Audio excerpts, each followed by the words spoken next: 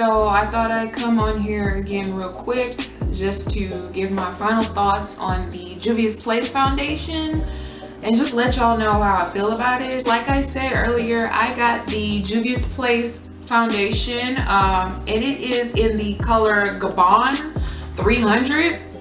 So it came in this little packaging and this is kind of what it looks like. I like it. So of course I lost footage, but here are just some last shots of me in low light. I really like this foundation. I will be doing an update on it just to see how it wears in normal everyday wear. But thank you so much for watching. I will check back in with y'all. Bye.